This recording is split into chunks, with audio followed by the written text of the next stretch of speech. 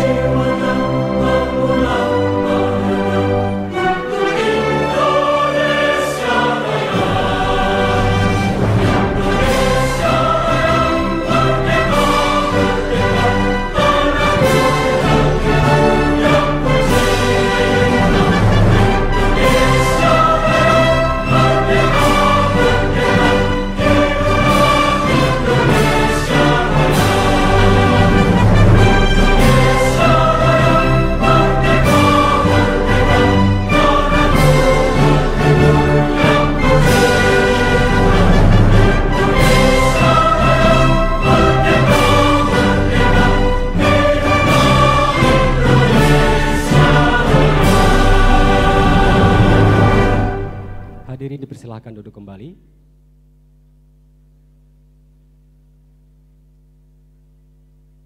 Agar acara kita lebih hikmat, marilah selanjutnya kita akan sama-sama menyimak pembacaan doa yang akan disampaikan oleh Bapak Mapatutu.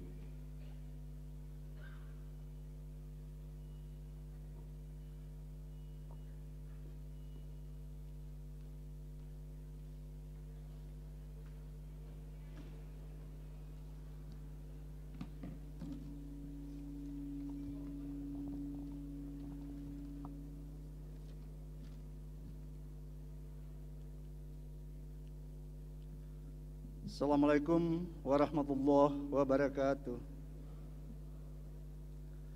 Marilah sejenak kita menundukkan kepala, bermunajat kepada Allah Subhanahu wa taala, Tuhan yang Maha Esa, agar kegiatan pembukaan dan pelaksanaan Indonesia International Book Fair tahun 2022 dapat berjalan dengan lancar. Izinkan saya memimpin doa dengan syariat Islam, dan bagi yang beragama lain mohon menyesuaikan. Bismillahirrahmanirrahim. Alhamdulillahirabbil alamin. Arrahmanirrahim. Maliki yaumiddin. Iyyaka na'budu wa iyyaka nasta'in. Ihdinas siratal mustaqim. Siratal ladzina an'amta 'alaihim ghairil maghdubi 'alaihim waladdallin. Amin. Allahumma ighfirli wa liwalidayya warhamhuma kama rabbayani shaghira wa li jami'il muslimin wal muslimat wal mu'minina wal mu'minat al ahya'i minhum amat innaka sami'un qaribun mujibud da'wa qadil haja. Allahumma salli ala sayyidina Muhammad wa ala ali sayyidina Muhammad. Ya Allah, ya Rahman, pada hari ini di Gedung Jakarta Convention Center kami hendak melaksanakan pameran buku Indonesia International Book Fair tahun 2022 dengan memohon ridho dan izin-Mu, ya Allah. Berkahilah semua langkah dan perbuatan kami, dan jadikanlah itu semua sebagai nilai ibadah dan nilai ilmu yang bermanfaat kepada kami. Ya Allah, ya Wahid, Engkaulah yang Maha mempersatukan. Kami mohon, perkuatlah persatuan di antara kami. Janganlah Engkau biarkan ada perpecahan di antara kami. Kami ingin kokoh dalam persatuan itu agar lebih bermanfaat untuk agama, negara, dan bangsa kami. Ya Allah, ya Maha Agung, di atas keagungan dan kasih sayang-Mu, kami mohon kuatkanlah hati para pemimpin-pemimpin dan penentu kebijakan di negeri kami, agar senantiasa melakukan ikhtiar mencerdaskan bangsa, mulai buku dan literasi yang baik, sehingga semua masyarakat bangsa kami menjadi insan yang senantiasa berilmu amalia dan beramal ilmiah. Betapa indahnya negeri Engkau telah berkahi dengan alam dan sumber dayanya yang luar biasa ini, apabila masyarakatnya pun mencintai ilmu dan pengetahuan yang bersumber dari kitab dan literasi yang tersebar secara merata dan proporsional di seluruh pelosok kampung, dusun, dan desa-desanya. Ya Allah, ya Ghafur, Engkaulah yang Maha Pengampun atas segala dosa kami, dosa orang tua kami, dosa para pemimpin kami, dosa para penduduk kami. Tempatkanlah kami dan mereka semua ini dalam lindungan rahmat dan ampunan-Mu. Rabbana atina fid dunya hasanah wa fil akhirati hasanah wa qina azabannar. Subhanaka rabbika rabbil izzati amma yasifun wa salamun alal mursalin walhamdulillahi rabbil alamin. Wassalamualaikum warahmatullahi wabarakatuh.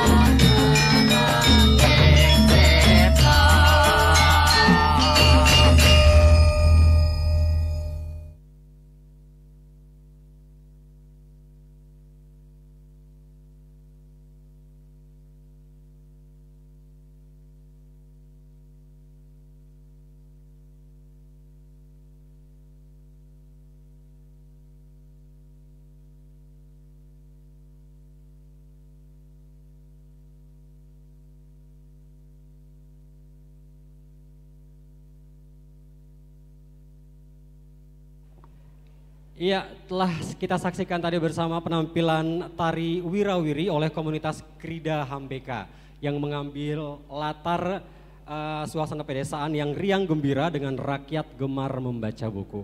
Bapak Ibu hadirin sekalian, Indonesia International Book Fair adalah gelaran pameran buku tahunan yang diselenggarakan oleh Ikatan Penerbit Indonesia IKAPI. Dan pada tahun ini akan diselenggarakan selama 5 hari, mulai hari ini sampai dengan 13 November 2022 dengan mengambil tema Empowering Creative People in a Creative Way. Tentunya panitia sudah menyiapkan segalanya, berbagai macam acara dan kegiatan. Untuk itu kami undang ke atas panggung Ketua Panitia Indonesia International Book Fair 2022 untuk memberikan kata sambutan. Kepada Bapak Wahyu Rinanto kami persilahkan.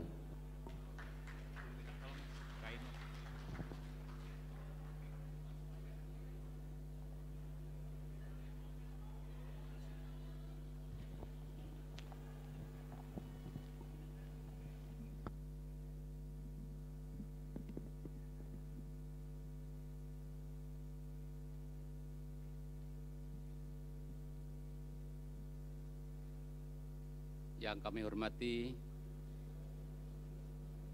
Menteri Desa Pembangunan Daerah Tertinggal dan Transmigrasi Republik Indonesia, Bapak Abdul Halim Iskandar.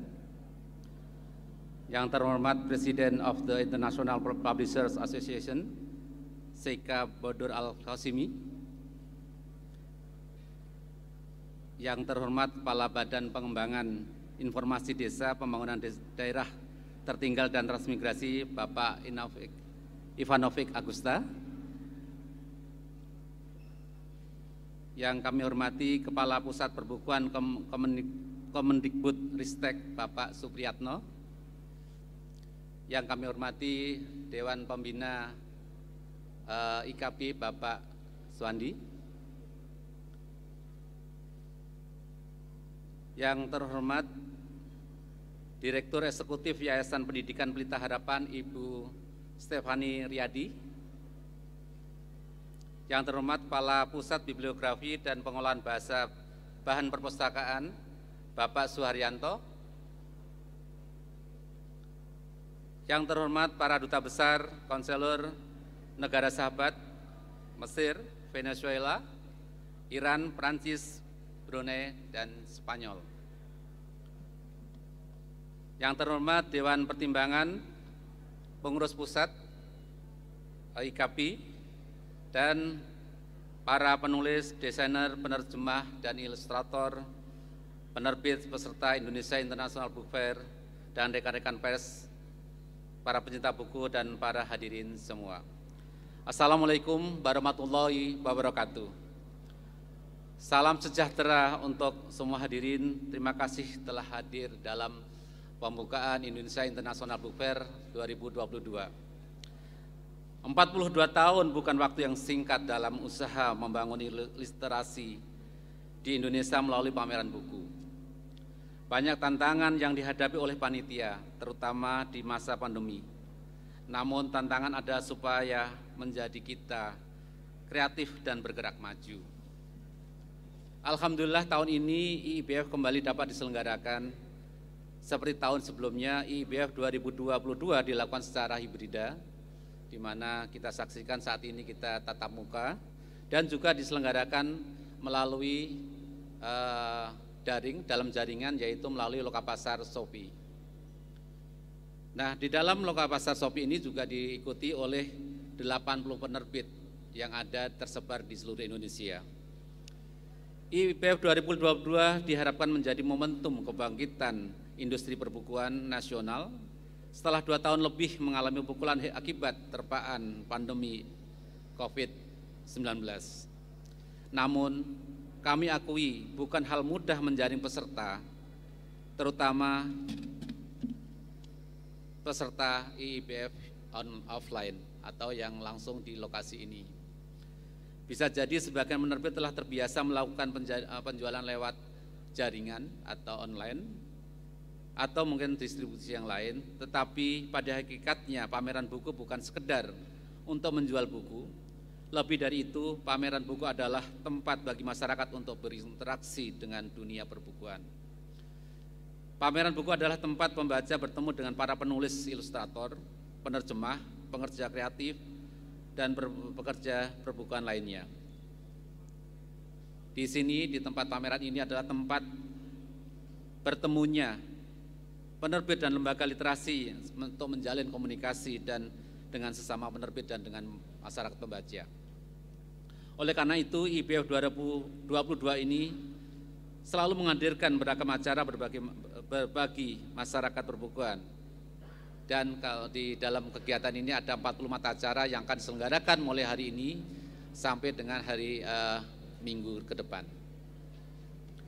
Sebagai pameran berskala internasional, panitia juga kembali menghadirkan Indonesia Write Fair yang diikuti oleh 50 penerbit baik dalam negeri maupun luar negeri.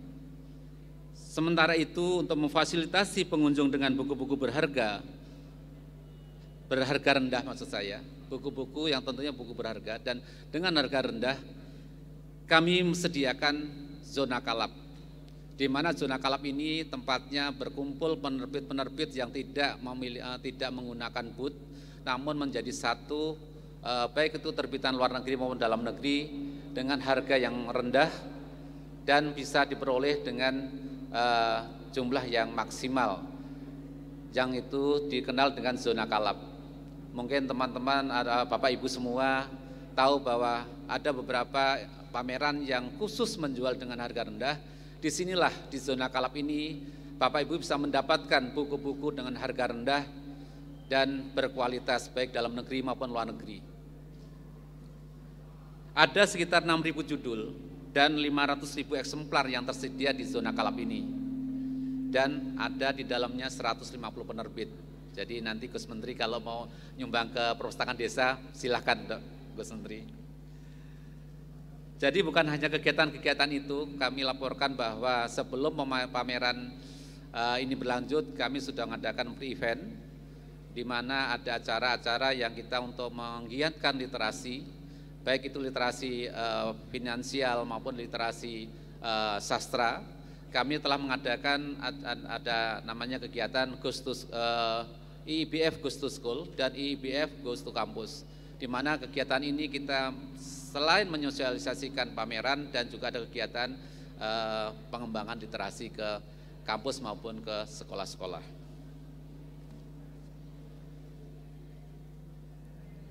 Terselenggaranya IIBF sejak pertama diadakan pada tahun 1980,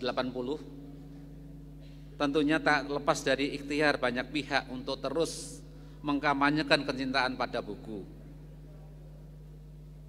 dan menggerakkan literasi di tanah air. Untuk itu, kami mengaturkan terima kasih yang sebesar-besarnya kepada Kementerian Desa, Pembangunan Daerah Tertinggal dan Transmigrasi atas dukungannya dalam kegiatan ini. Dan juga Dinas Perpustakaan dan Arsip Provinsi DKI Jakarta yang tak henti-hentinya selalu mendukung kegiatan perbukuan di Indonesia, khususnya di Jakarta, dan juga mendukung kegiatan pameran ini dari tahun ke tahun yang diselenggarakan oleh IKAPI, baik pusat maupun daerah. Terima kasih kepada mitra-mitra yang lain dan khususnya pada Buku Aku Digital Indonesia yang merupakan startup digital perpustakaan ya Ibu ya. Di sini ada Ibu Stephen Riyadi dari Pelita Harapan atau Lipo Group yang memiliki Buku Aku Digital Indonesia. Terima kasih kepada mitra media yang juga telah rutin mendukung IBF, yaitu Detikcom, Kompas, Republika, Tempo, Kompas TV, Pas FM, MNC Trijaya, Delta FM, Bahana FM, Female Radio, Kontan, Bisnis Indonesia, dan Bisnis.com. Atas dukungan itulah kami bisa menyelenggarakan kegiatan ini. Terima kasih kepada Dewan Pengurus, Dewan Pertimbangan, dan tim Sekretariat IKAPI yang tak henti-hentinya 24 jam kita selalu monitor bagaimana perkembangan tentang pameran dan kegiatan literasi ini. Dan tentunya teman-teman dari panitia, kontraktor, pekerja kontraktor yang tidak terlihat selama 2 hari mereka mengerjakan, mempersiapkan kegiatan ini. kami ucapkan terima kasih yang sebesar-besarnya atas terselenggaranya kegiatan ini. Semoga dukungan dan kontribusi semua pihak makin menyemarakan industri perbukaan di Indonesia, dan kami memohon maaf bahwa mungkin dalam penyambutan kami dalam pembukaan ini maupun juga penyelenggaraan Indonesia International Book Fair masih banyak keterbatasan dan kekurangannya. Dalam penyelenggaraan ini kami mohon dibukakan pintu maaf. Semoga Tuhan Yang Maha Esa membalas ikhtiar, bantuan serta dukungan semua pihak. Demikian, wassalamualaikum warahmatullahi wabarakatuh.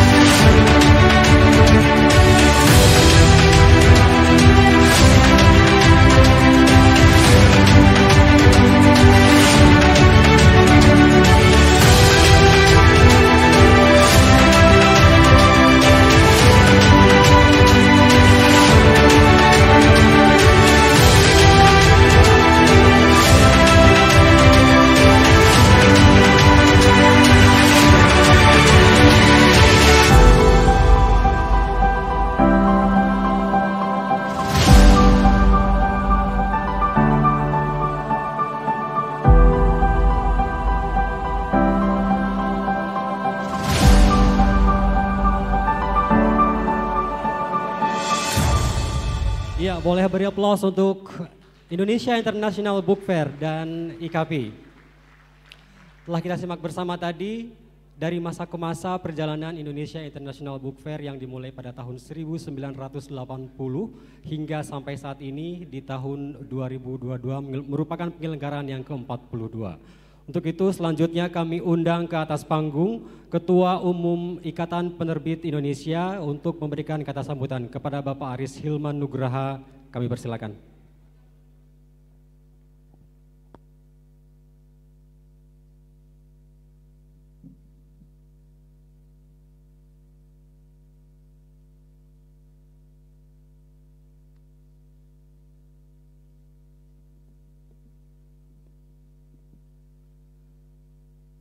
Assalamualaikum warahmatullahi wabarakatuh. Good morning everybody. Selamat pagi, salam sejahtera untuk Ibu dan Bapak semua. Yang terhormat Menteri Desa Pembangunan Daerah Tertinggal dan Transmigrasi, Bapak Abdul Halim Iskandar. Yang terhormat our distinguished guest, Excellency President of the International Publishers Association, Sheikh Badr Al-Qasimi, welcome. Glad to see you here with us. Yang terhormat, Kepala Badan Pengembangan Informasi Desa, Pembangunan Daerah Tertinggal dan Transmigrasi, Bapak Ivanovic Agusta, di mana? Pak Ivan, mohon maaf. Yang membuat acara bisa berlangsung, alhamdulillah Pak. Yang terhormat ada Pak Supriyatno selaku Kepala Pusat Perbukuan Kementerian Pendidikan dan Kebudayaan.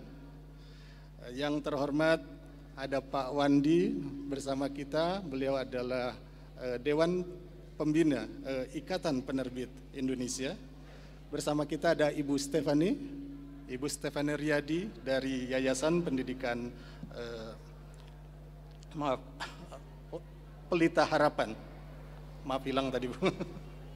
Excellencies, para duta besar, konselor negara sahabat, para bapak dari Dewan Pertimbangan, Dewan Pengurus Pusat, dan juga para pengurus daerah, saya lihat ada di sini juga bersama kita dari berbagai provinsi, tentu para penulis, para editor, para ilustrator, desainer, para penerbit, para pencinta buku, rekan-rekan media yang hadir pada hari ini. Pagi ini kita berkumpul untuk kembali memperkuat ikatan terhadap simbol dan sumber terpenting pengetahuan, kemajuan, dan peradaban, yaitu buku. Inilah Indonesia International Book Fair, sebuah ikhtiar untuk mendekatkan buku kepada para pencintanya, menyebarkan ilmu tak berbatas ruang dan waktu, dan membangun pengertian di antara para penduduk dunia. Jadi penghargaan setinggi-tingginya untuk Ibu dan Bapak atas kehadiran pada hari ini dan atas dukungan yang luar biasa yang membuat acara kita bisa berlangsung pada hari ini. Inilah IBF yang ke-42 seperti tadi disampaikan oleh Pak Ketua Mas Wahyu Rinanto. Ini saatnya kita menyelenggarakan acara secara lebih leluasa ketika kita bisa kembali ke tempat kerja, pergi ke destinasi wisata, pergi ke pasar, atau ke acara-acara konser dan pameran. Jadi ini adalah acara yang berbalut optimisme bahwa dunia perbukuan akan bangkit setelah mengalami terpaan pandemi. Tentu kita memahami situasi tidak akan pernah kembali 100% seperti sebelum pandemi. Tentu akan ada kebiasaan-kebiasaan baru, ada banyak peluang-peluang baru, dan hal ini juga bukan karena hanya pandemi, tetapi juga karena derasnya disrupsi teknologi. Kita tidak dapat mempertentangkan kemajuan teknologi dengan buku. Jika buku tidak penting di era digital ini dan sudah tergantikan oleh mesin pencari, tentu Google tidak akan membuat playbook. Tentu Jeff Bezos tidak akan membuat toko Amazon. Tentu Steve Jobs tidak akan merekomendasikan 15 buku pilihan dia untuk dibaca. Dan Elon Musk tidak akan mengumumkan 12 judul buku yang mengubah jalan hidupnya. Buku adalah sumber dari semua perubahan. Jadi IBF juga melihat ada keniscayaan baru dalam memenuhi kebutuhan masyarakat melalui teknologi.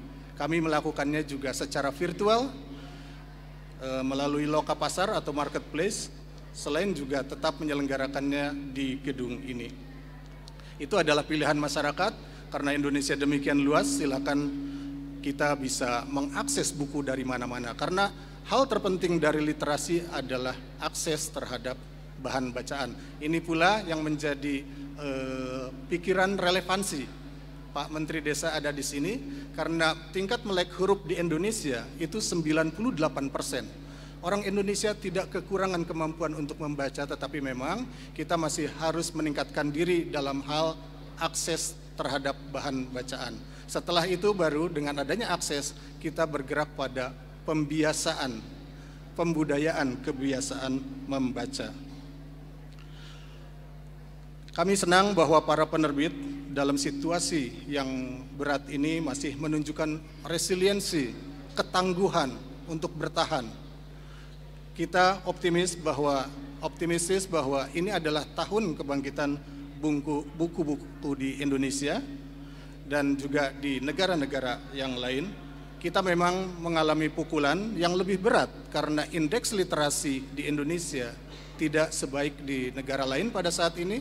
Dan sangat jelas bahwa di negara dengan indeks literasi tinggi, terpaan pandemi COVID justru membuat penjualan buku melonjak, tetapi di negeri kita, di negeri Indonesia yang terjadi adalah saat ini memang penurunan. Tetapi sekali lagi kita bicara soal resiliensi, dan sampai saat ini para penerbit Indonesia bertahan, dan tahun ini adalah tahun kebangkitan. Perlu saya sampaikan juga bahwa pada penyelenggaraan pameran kali ini, secara bersamaan IKAPI dengan dukungan penuh dari pemerintah Provinsi DKI juga menjadi tuan rumah penyelenggaraan Kongres ke-33 Asosiasi Penerbit Internasional di Jakarta. Lebih dari 500 peserta dari 62 negara hadir di sini, tidak terlalu jauh di Fairmont sini di Senayan. Ini adalah kegiatan istimewa dan tentu tidak semua asosiasi penerbitan mendapat kesempatan untuk melakukan hal ini.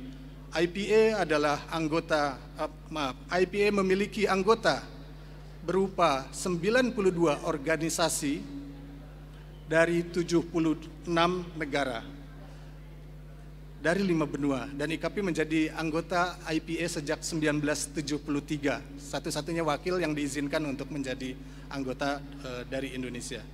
Ibu dan Bapak yang kami muliakan, kami berharap acara ini juga menjadi pesan untuk masyarakat untuk mengakses hanya buku orisinal. Karena kalau kita ingin berbicara tentang pengembangan buku kita ke depan, tentang energi kreatif dari para pencipta di negeri kita, maka yang harus pertama-tama kita lakukan adalah mengangkat derajat para kreatornya dengan memberikan hak ekonomi mereka dan menghindari pembelian buku bajakan. Kami sering bicara bahwa buku itu hadir untuk dibaca, bukan untuk dibajak. Dengan membeli buku orisinal, pembaca turut serta dalam keberlanjutan proses dan produk kreatif, membuat penulis terus berkarya, desainer tetap mencipta, dan para editor menjadikan lagi buku-buku yang lebih menarik. Dan tentu saja para penerbit seperti kita ini untuk terus melahirkan buku-buku bermutu. Sekali lagi, kami sampaikan penghargaan setinggi-tingginya atas dukungan semua pihak yang hadir di sini, terutama kepada Bapak Menteri Desa, Bapak Abdul Halim, yang menjadi pendukung terbesar dalam kegiatan pameran tahun ini. Beliau adalah penulis buku dan juga pencinta buku yang berkomitmen membawa buku-buku Indonesia hadir hingga ke pelosok-pelosok desa dan menjadikan buku sebagai soko guru pembangunan sumber daya manusia Indonesia. Demikian, kurang lebihnya saya mohon maaf.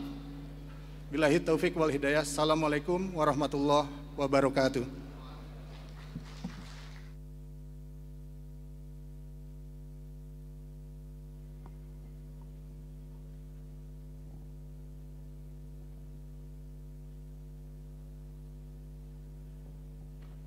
Ya, demikian tadi sudah kita simak bersama sambutan dari Ketua Umum Ikatan Penerbit Indonesia, Bapak Aris Hilman Nugraha. Bapak Ibu hadirin sekalian, seperti tahun-tahun sebelumnya, IKAPI melalui Indonesia International Book Fair memberikan penghargaan dan apresiasi terhadap insan-insan perbukuan tanah air.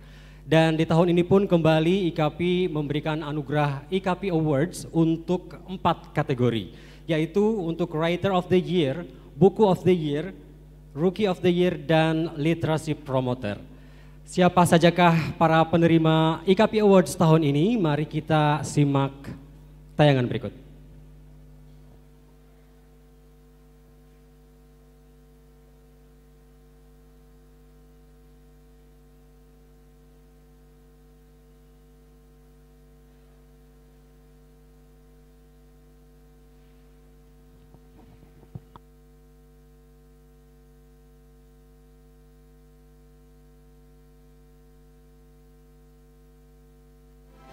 Lahir di Cirebon pada 19 September 1968, merupakan seorang penulis, penerjemah sekaligus editor. Sekitar 50 judul buku telah ia tulis. Di antaranya, Pertunjukan Besar Barongan Kecil, Rotan Pun Jadi, Dari Batu ke Batu, Aku Ingin Pulang, dan masih banyak lagi. Ia pun menulis novel dewasa berjudul Pangeran Bumi Kesatria Bulan. sejumlah cerpen remaja dan dewasa untuk majalah, serta 100 karya terjemahan dan suntingan. Bersama dua rekannya, ia mendirikan Yayasan Litara atau Literasi Anak Nusantara yang mempromosikan warisan budaya dan tradisi Indonesia melalui literatur anak. Selain pernah mendapat penghargaan tingkat nasional maupun regional, ia pun kerap menjadi pembicara dalam forum internasional. Writer of the Year IKP Awards 2022 diberikan kepada Ari Nilandari.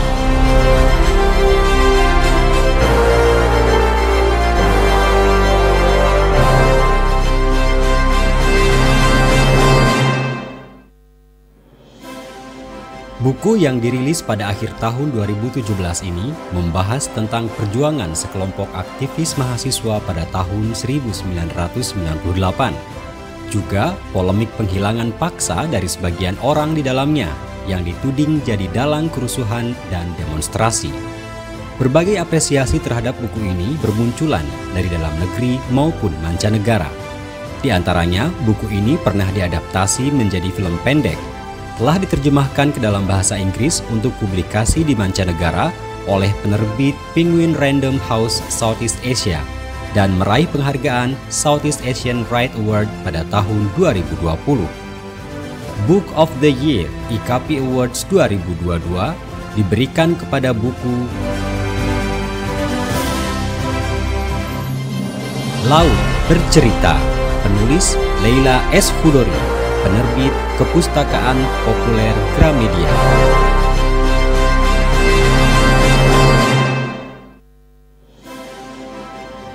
Penulis ini memulai karirnya sebagai content writer.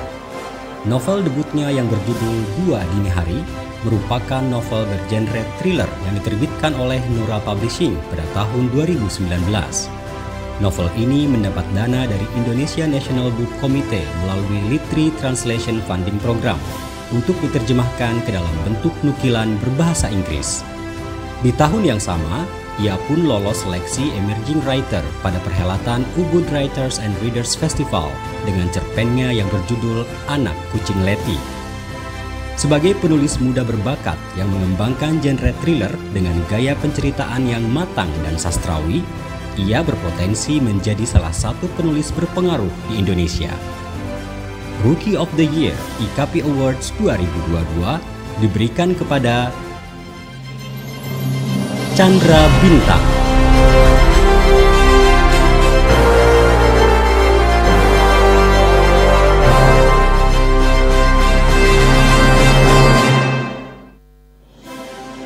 Sebagai istri Gubernur Jawa Barat, ia sangatlah aktif dalam kegiatan untuk meningkatkan dunia literasi. 3 buku cerita anak telah ditulisnya, berjudul Mia dan Ikan Goreng, Randy Sakit Perut, dan Dinda Tidak Rewel, yang diterbitkan oleh penerbit Erlangga. Sebagai Bunda Literasi Provinsi Jawa Barat, ia telah banyak menginspirasi bunda literasi di tingkat kota dan kabupaten lainnya untuk aktif menulis dan berkarya dalam meningkatkan literasi. Literasi Promoter IKP Awards 2022 diberikan kepada Atalia Praratya. Ya, beri tepuk tangan kepada para penerima anugerah IKP Awards 2022. Untuk itu kami undang ke atas panggung para penerima IKP Awards 2022. Yang pertama untuk Writer of the Year, Ibu Ari Nilandari. Kemudian untuk Book of the Year, penulis buku Laut Bercerita, Ibu Leila S. Khudori. Kemudian untuk Rookie of the Year, Mbak Chandra Bintang. Kemudian untuk literasi promotor, Ibu Atalia Praratya. Silahkan untuk naik ke atas panggung untuk menerima penghargaan. Boleh beri tepuk tangan lagi.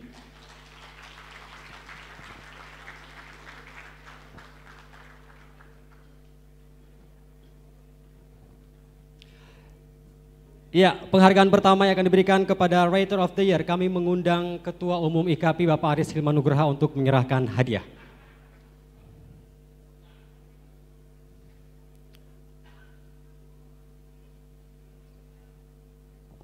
Ya, silahkan untuk diberikan hadiahnya. Pemenang akan menerima trofi dari IKAPI, juga sertifikat dan uang tunai yang dipersembahkan oleh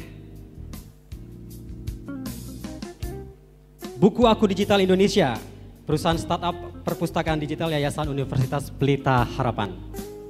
Iya, boleh beri tepuk tangan. Selamat. Kami minta kepada Pak Haris untuk tetap standby di panggung, nanti kita akan foto bersama. Kemudian yang akan menyerahkan penghargaan kepada Book of the Year, yaitu kami undang ke atas panggung Ibu Kartini Nurdin, perwakilan Dewan Juri IKAPI Awards 2022. Yang akan diberikan kepada penulis buku Laut Bercerita, Ibu Leila S. Hudori.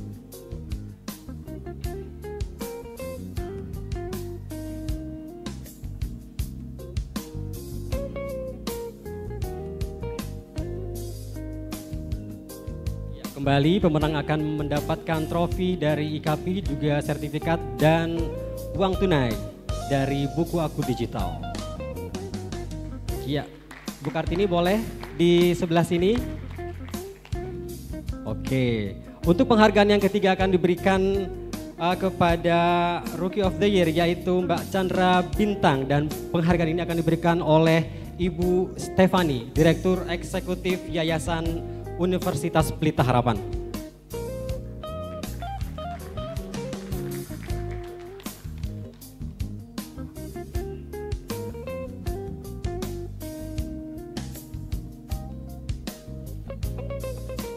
Ya, selamat, boleh beri aplaus untuk para pemenang IKAPI Awards, dan penghargaan Bu Stefani boleh di sebelah sini. Ya, untuk penghargaan berikutnya, last but not least, yaitu untuk literasi promotor yang diberikan kepada Ibu Atalia. Dan kami mengundang, meminta dengan hormat kehadiran Bapak Menteri Desa Pembangunan Daerah Tertinggal dan Transmigrasi Republik Indonesia, Bapak A. Halim Iskandar, untuk memberikan hadiah.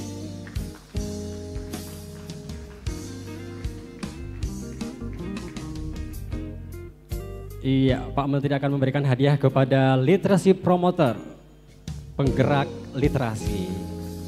Iya, selanjutnya kita akan melakukan sesi foto bersama. Silahkan Pak Aris, Bu Kartini, Bu Stefani, dan Pak Menteri untuk berfoto bersama para pemenang IKAPI Awards. Bu Kartini boleh di sebelah sana. Bapak di tengah boleh, Pak? Iya.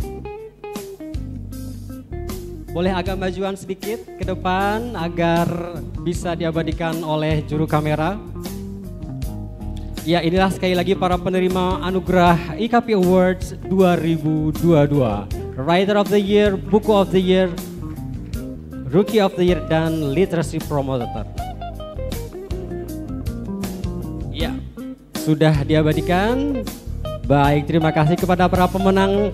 Dipersilakan untuk kembali ke tempat. Namun kami minta kepada Pak Menteri dan Ibu Kartini untuk tetap di atas panggung. Bu Stefani terima kasih, Pak Aris terima kasih. Selamat kepada para pemenang. Pak Menteri dan Bu Kartini, Ibu Kartini untuk tetap di atas panggung, silahkan di sini. Oke, baik. Izin Bapak. Iya, Bapak Ibu hadirin sekalian, merupakan sebuah kehormatan bahwa di opening ceremony IBF tahun ini kita juga akan melaunching buku, ya. Siapa yang akan melaunching buku? Pak Menteri nih. Kebetulan bukunya diterbitkan oleh Yayasan Pustaka Obor Indonesia.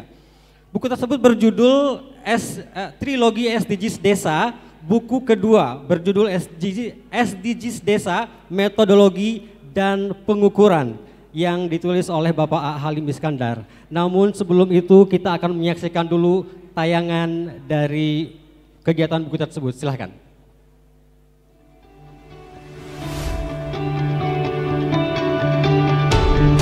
18 ini sangat penting karena Indonesia sangat including Gini ratio and quantity inequality, all the research shows that because of this program, because of this policy, the rates in the village are so far lower than those before.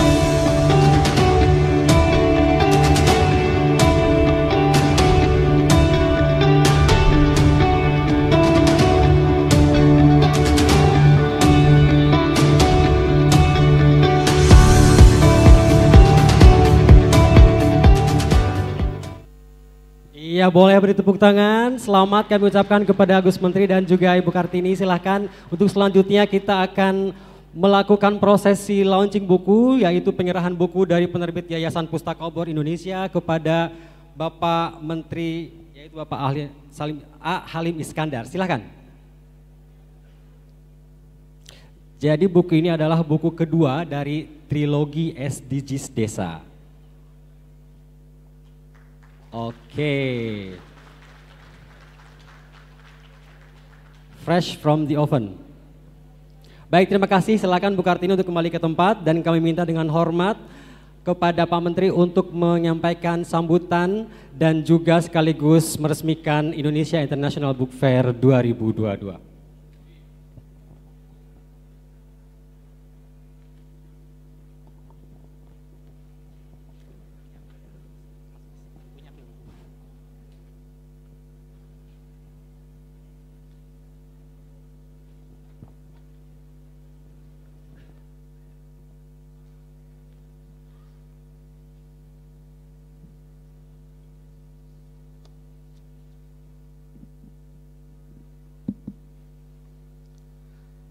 Assalamualaikum warahmatullahi wabarakatuh.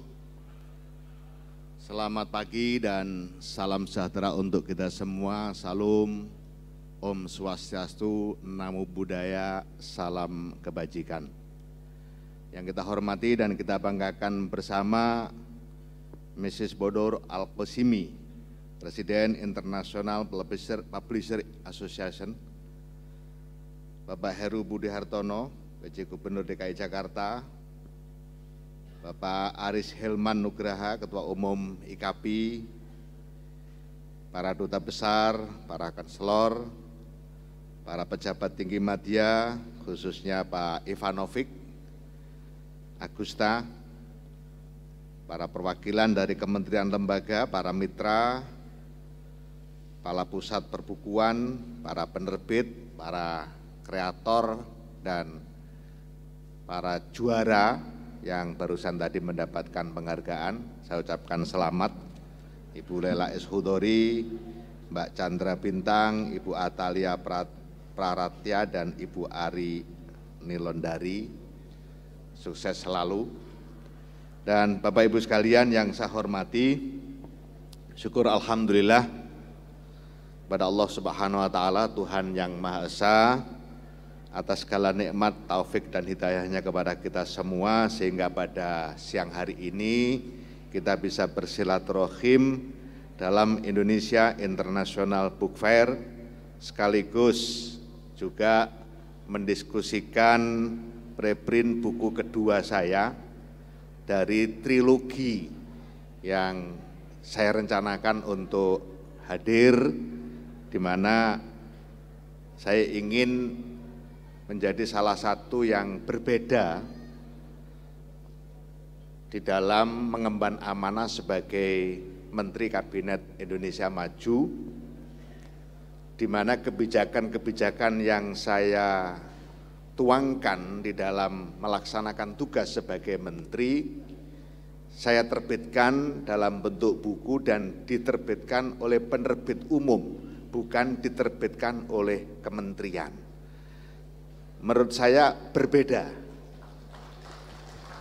Kenapa berbeda? Kalau diterbitkan oleh kementerian, yang pertama pasti bagus, sampulnya pasti hardcover, kertasnya pasti bagus, tapi nggak ada orang yang tahu, karena gratis, pakai anggaran APBN, tapi kemudian tersimpan rapi di kantor, di instansi-instansi pemerintah, sehingga hanya dalam kurun waktu tahunan mungkin kebijakan itu sudah tidak terbaca lagi, padahal ini penting. Tapi kalau diterbitkan oleh penerbit umum, saya yakin, buktinya apa, buku-buku yang terbit tahun berapapun sampai hari ini itu masih ada, sehingga kita kadang-kadang juga rindu dengan buku-buku lama yang bagus-bagus. Nah, kita cari, biasanya saya menemukan buku-buku begitu itu di pameran-pameran seperti ini, utamanya di zona kalap tadi. Kalap itu menurut saya itu bahasa Jawa. Orang kalap itu orang yang tidak sadar, suka, terus ngambil sedemikian rupa tanpa difikir, ya karena melihat buku-buku berkualitas tapi harganya rendah, sehingga seakan-akan semua mau dibeli. Nah akhirnya itu namanya kalap, itu bahasa Jawa. Nah sekarang dipakai di zona kalap. Nah nanti isinya orang-orang kalap yang karena lihat buku berkualitas tapi harganya rendah, terus semua rasanya mau dibeli. Nah hari ini kita launching buku kedua dari trilogi SDGs Desa. Jadi yang pertama sudah kita terbitkan beberapa waktu yang lalu dan sekarang sudah kita payungi dengan keputusan Menteri untuk menjadi arah kebijakan pembangunan di desa yang memang sangat butuh penanganan serius atas 74.961 desa yang semula dibangun, direncanakan dan dibangun atas dasar keinginan elit desa, bukan didasarkan pada kebutuhan masyarakat desa. Kita rombak paradigmanya dengan berbagai instrumen yang kita siapkan sehingga harapan sekarang dan mulai berjalan adalah perencanaan pembangunan didasarkan pada kebutuhan, didasarkan pada permasalahan, didasarkan pada data-data yang ada, bukan lagi didasarkan pada keinginan oleh kelompok elit tertentu. Dan itulah yang menjadi mandat utama saya dari Pak Presiden Jokowi ketika ditugasi sebagai Menteri Desa. Beliau menyampaikan kepada saya agar dana desa kehadirannya dirasakan oleh seluruh warga desa. No one left behind, tidak ada satupun yang terlewatkan. Nah jawaban atas itu adalah SDGs global, hasil konvensi 193 negara yang kemudian dilandingkan di Indonesia dengan Perpres 59 tahun 2017, saya landingkan lagi pada level yang lebih lokus lagi, lebih lokal lagi di tingkat desa dengan sebutan SDGs Desa. Ada 3 buku. Yang pertama SDGs Desa sebagai sebuah konsep arah kebijakan pembangunan. Yang kedua yang hari ini kita launching SDGs Desa metodologi dan pengukuran. Supaya apa? Supaya konsep-konsep tadi bisa diimplementasikan. Nah trilogi yang ketiga nanti adalah hasil implementasi dari semua itu terhadap keberhasilan pembangunan di desa dengan berbagai perspektif desa. Karena 74.961 desa di Indonesia itu memiliki karakteristik yang beragam. Nah dari sinilah kita ingin memotret secara lebih utuh tentang bagaimana Indonesia, bagaimana desa-desa di Indonesia yang notabene ketika kita bisa menyelesaikan berbagai permasalahan pembangunan di desa, itu sama halnya kita menyelesaikan 84% permasalahan pembangunan Indonesia.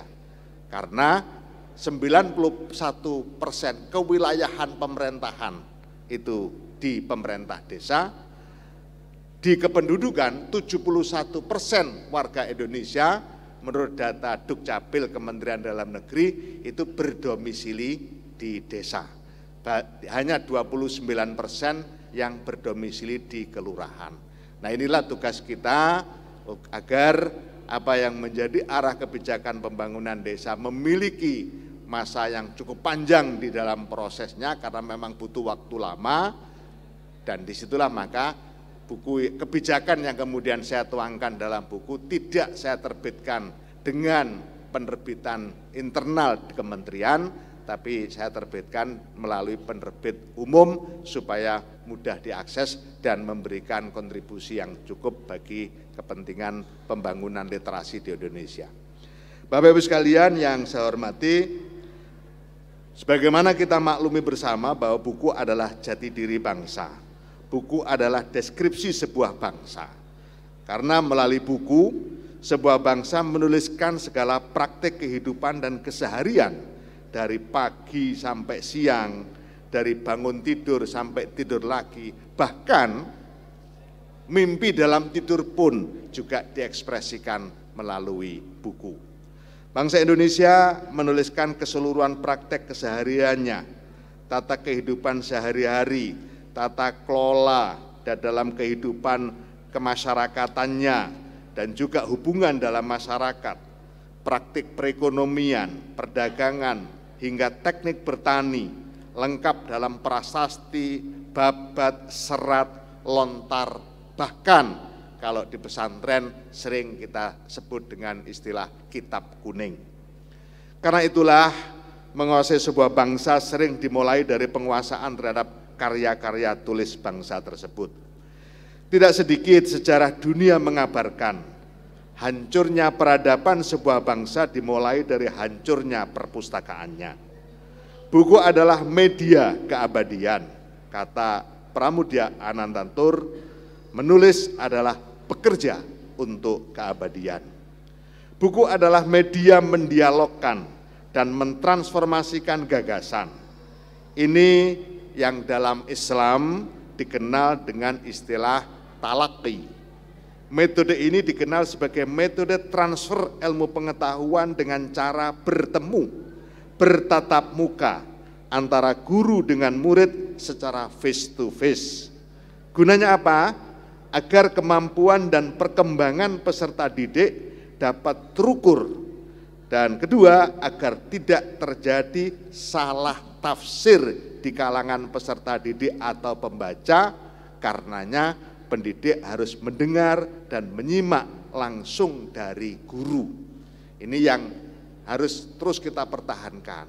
Seringkali terjadinya multitafsir atas tulisan-tulisan itu karena tidak pernah didialogkan antara penulis dengan pengguna atau pemanfaat tulisan-tulisan itu. Disinilah relevansi Indonesia International Book Fair ini, selain mengkampanyekan buku sebagai nadi kehidupan sebuah bangsa. Dalam forum ini juga ada proses dialog antara penulis dengan pembaca.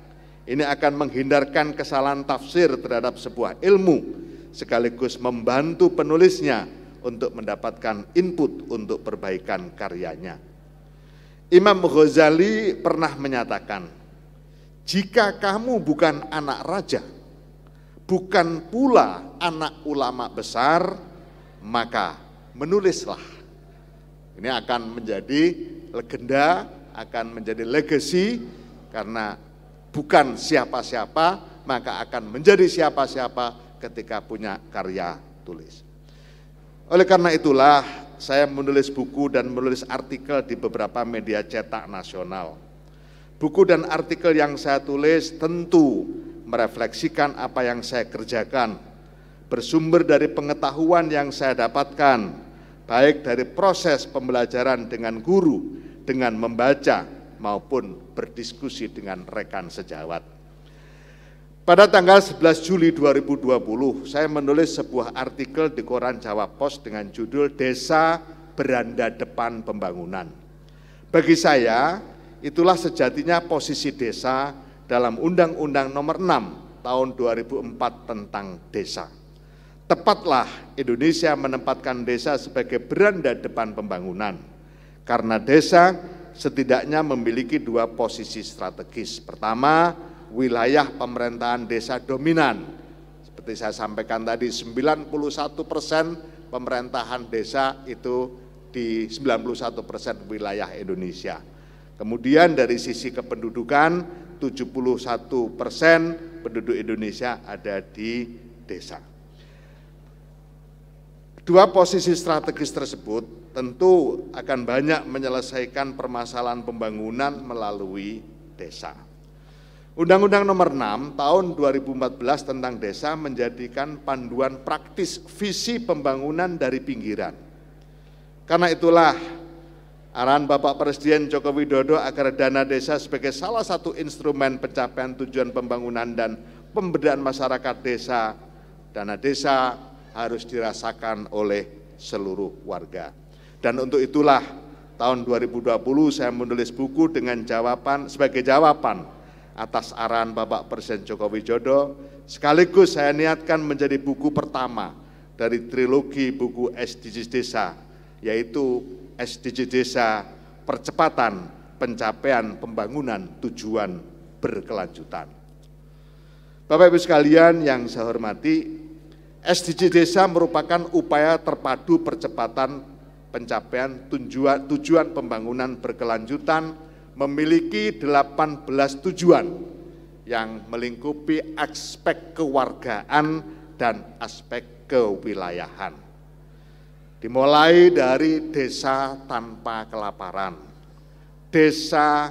dimulai dari desa tanpa kemiskinan, desa tanpa kelaparan, desa sehat dan sejahtera, pendidikan desa berkualitas, keterlibatan perempuan desa, desa layak air bersih dan sanitasi, desa berenergi bersih dan terbarukan, pertumbuhan ekonomi desa merata, infrastruktur dan inovasi desa sesuai kebutuhan, desa tanpa kesenjangan, kawasan pemukiman desa aman dan nyaman, konsumsi dan produksi desa sadar lingkungan, desa tanggap perubahan iklim, desa peduli lingkungan laut, desa peduli lingkungan darat, desa damai berkeadilan, kemitraan untuk pembangunan desa, dan yang ke-18 adalah kelembagaan desa dinamis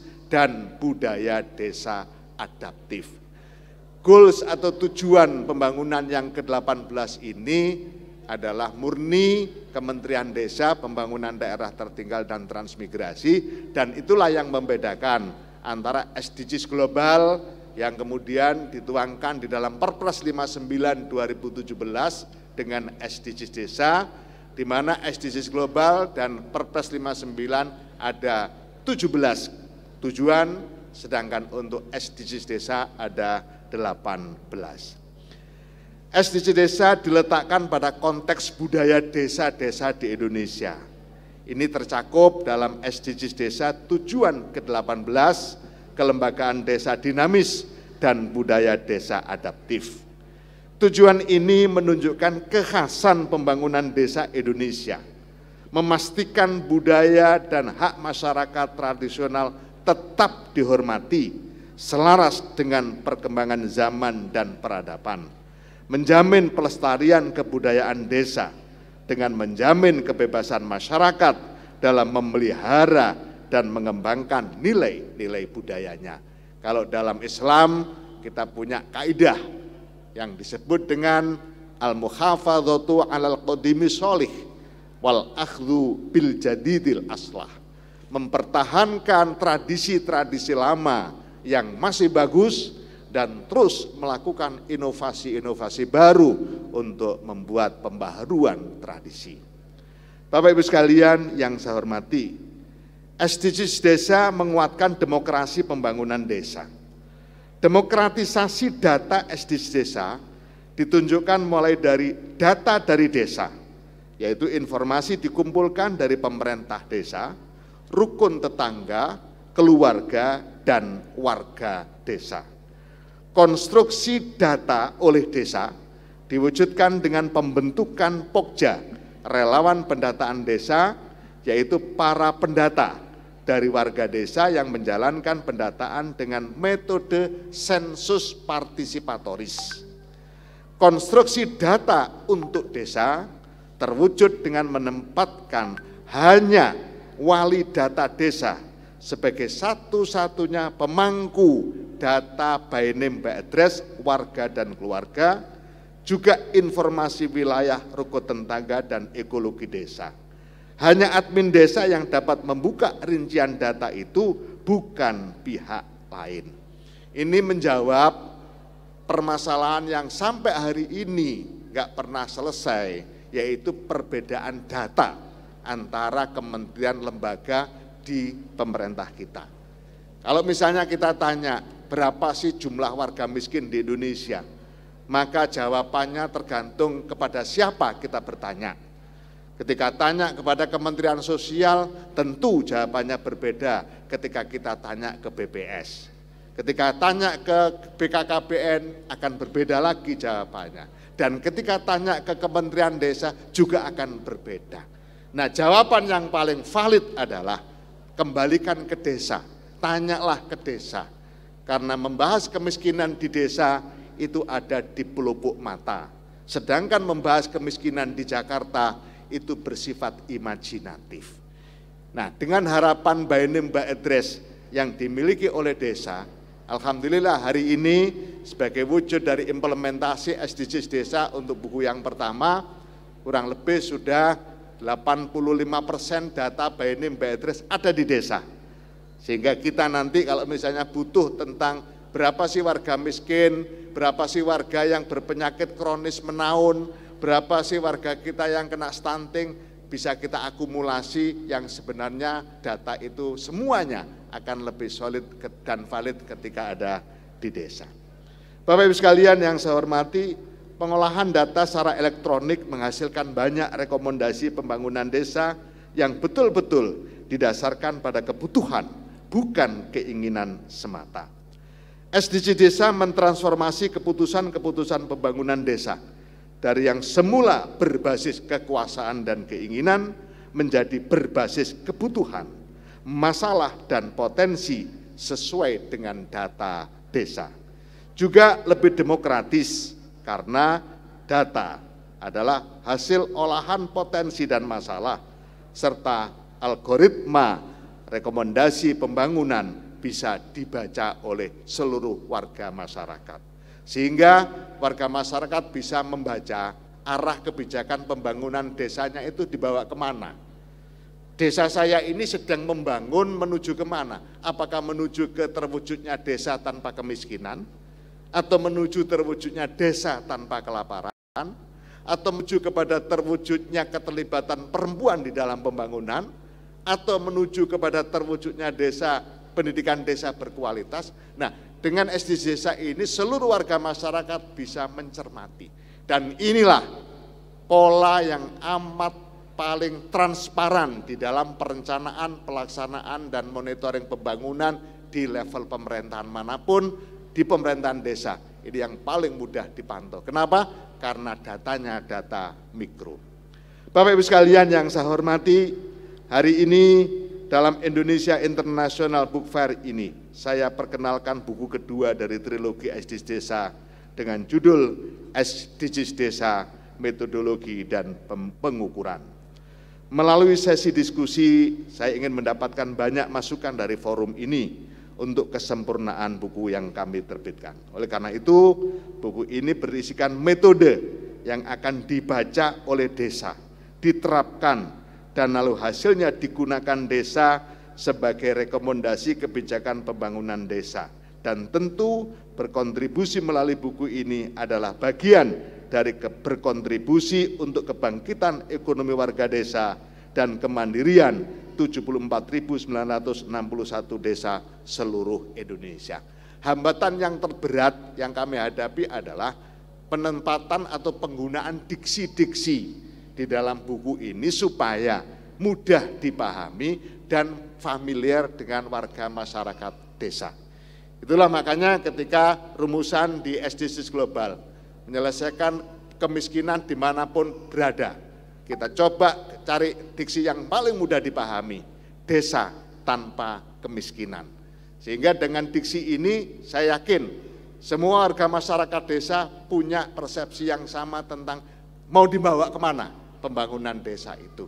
Dan itu adalah harapan dari seluruh warga terkait dengan terwujudnya desa tanpa kemiskinan. Ini sebagai contoh betapa tantangan yang kita hadapi terkait dengan penggunaan diksi supaya mudah diterima dan mudah dipahami.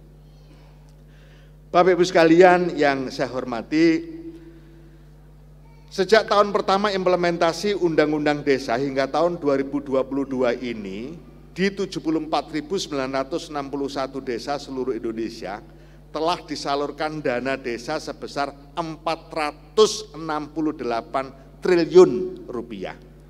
Besarnya dana desa tersebut telah meningkatkan jumlah keseluruhan APBDes.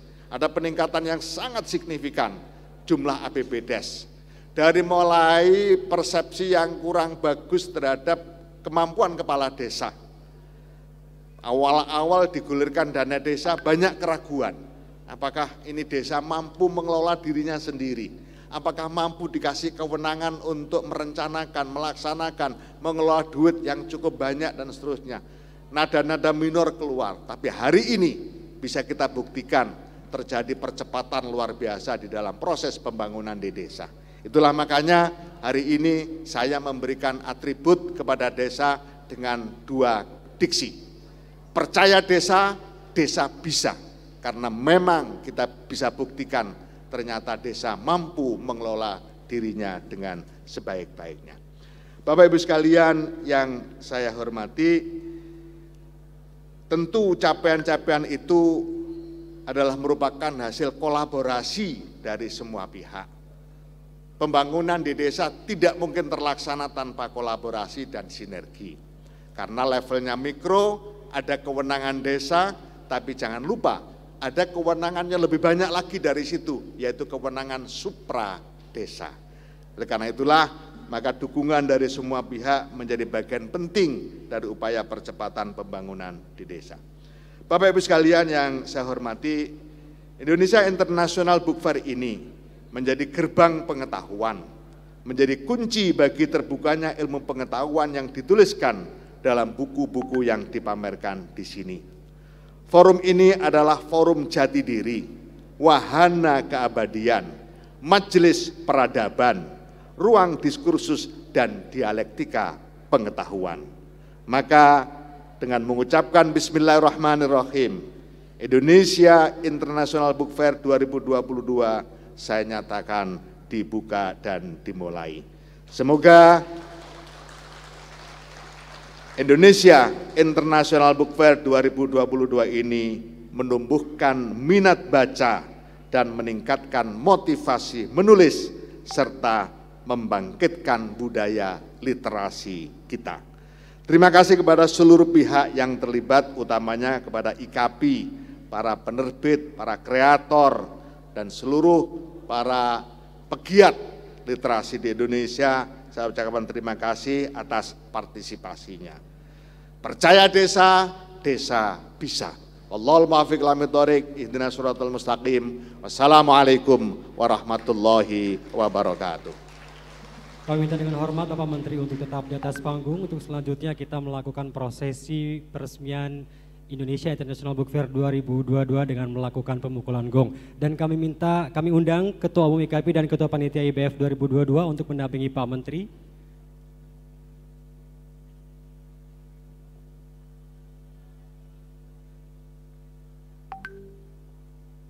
Silakan panitia untuk menyiapkan perlengkapannya. Berikut kita akan saksikan bersama-sama pemukulan gong sebagai simbolisasi bahwa Indonesia International Book Fair 2022 telah resmi dibuka.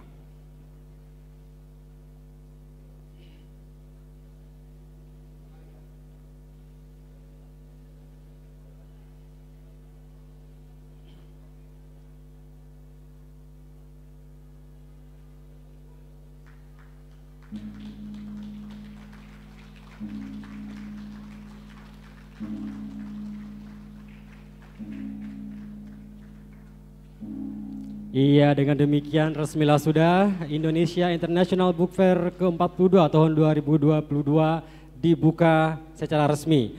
Dan dengan demikian berakhir sudah rangkaian acara opening ceremony Indonesia International Book Fair 2022 dan juga IKAPI Awards 2022. Terima kasih atas perhatian Bapak Ibu semuanya. Wassalamualaikum warahmatullahi wabarakatuh.